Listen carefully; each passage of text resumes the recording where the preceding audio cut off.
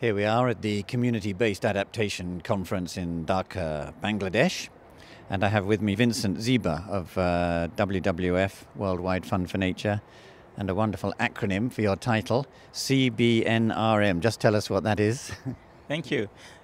Thank you, and it's my pleasure being here with you. CBNRM stands for Community Based Natural Resource Management. Okay, in a minute I'm going to ask you what it is. But before we do, you're in Zambia.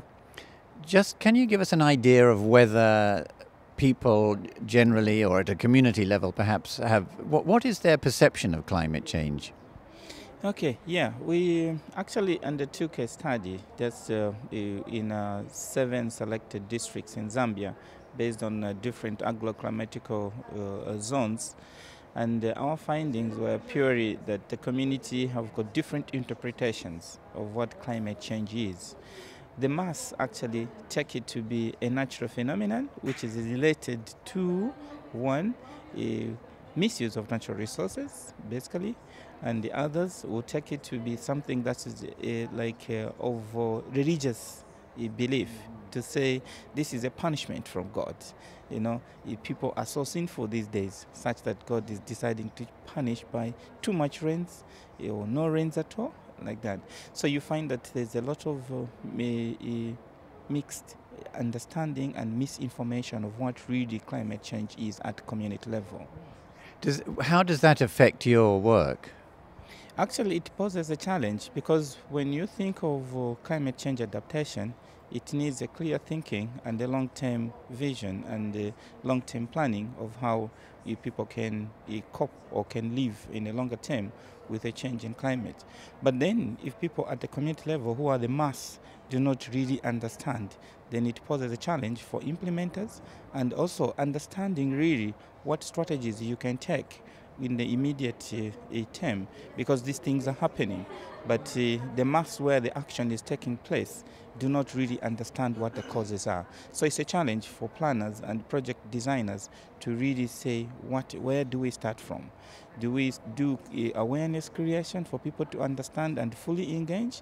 Or do we really go full-time for an action that can make the community start developing adaptive activities? So it poses a challenge because you really do not know where to start from. Because awareness on its own, things are happening. You know, lives are lost and crops are damaged and all that is happening. And then you have a confused start at, because the mass actually where these things are happening do not really understand what climate change is all about. And presumably one of the problems is if it's considered an act of God, as it were, that someone or a group has misbehaved as a punishment, then it's very hard to go in and say something's going to happen, you ought to act, because people will be thinking, what can you do about it? It's come from some superior, higher being. Well, you're very right to say, but that's where we really need to come in with the evidence that has been gathered through scientific research and try to close that gap. I may get down to exactly what we do in Zambia.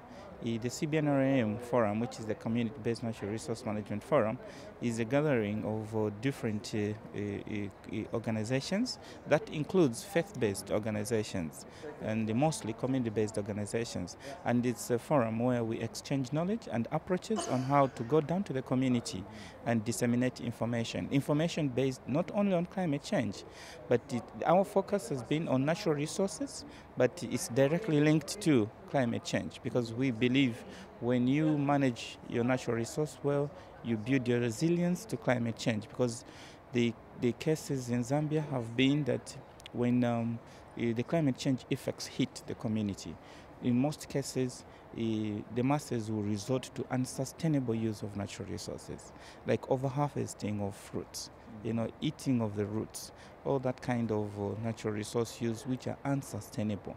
And also experience has shown that in areas where natural resources have been well conserved, the impacts of climate change are less felt than in areas where the natural resources have been utilized and sustainably. So our mandate is basically to train the community and engage the community in sustainable use of the natural resources so that the habitat is well maintained, and it can increase the resilience to climate change effects. And what is in Zambia perceived as the greatest threat from the various possible impacts of climate change? Is it drought? Is it floods? What is it? Yeah, thank you. That's a very good question. In my own understanding now, what I see to be the biggest impact of climate change in Zambia actually is drought. We have frequencies of floods, and the country is divided in 3 agroecological zones. We have the north that receives a lot of rainfall, and the central part which receives average, and the lower part, the southern part, which receives below 800 millimeters and high frequencies of droughts. But what we see is when we have a drought, there are very limited options at community level to cope. And unlike when we have floods, floods usually will hit in the lower margins of the country and in the cities where we have poor drainage. But where the masses are, when we talk about the population of 13 million that Zambia has, if I may estimate, say 8 million who are in the rural communities, of the 8 million, it's probably 2 million who will be in the lower velds where we have floods, but the 6 million will be on the plateau. So when the floods come, it becomes an opportunity to those who are on the plateau because they've got a lot of rains, yes, and the catch of water for livestock and other things becomes more. But for those in the lower valleys, they will be hardly hit. But when a drought hits, everyone is affected. Yeah, so it includes those in the lower lands, it includes those in the plateaus. So what I rank to be the greatest impact of climate change in Zambia is drought. And do people feel this already? Do they feel less water, less rainfall, more drought? You have to go in and as it were warn people that this may happen if current practices continue? Yeah, there is generally an increase in awareness as far as drought is concerned, because when you are in the communities, people talk about bad practices like deforestation. You find that a lot of leaders now at the community level would want to mitigate these activities of cutting trees anyhow, which is directly associated at the community level to droughts.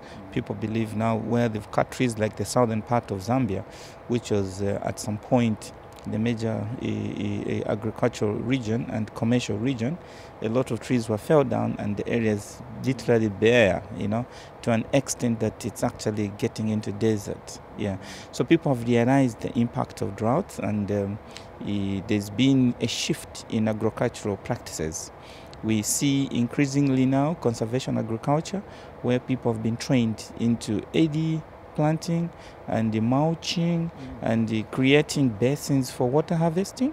Yeah, so there is a general increase in a response to the drought impacts at community level. So we see that. So there is an increase in awareness as far as drought is concerned. Yeah. Does this mean you're reasonably optimistic about people's and the country's ability to cope with climate change?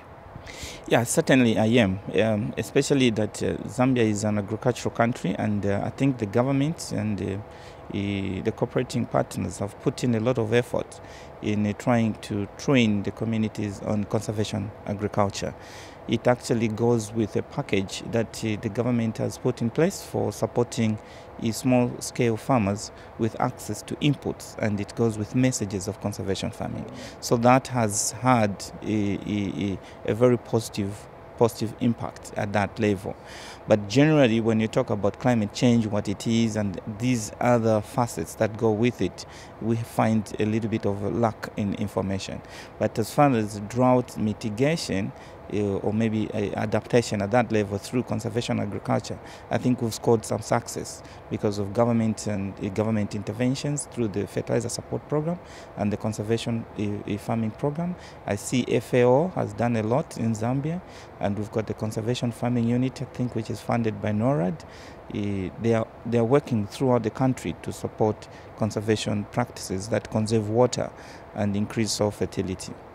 I'm always being accused of negativity, so I'm going to end on that positive note. At least you see some hope, which is great. So thank you very much, Vincent Ziba from WWF Zambia. Thanks for coming in and talking to us. Thank you. Thank you.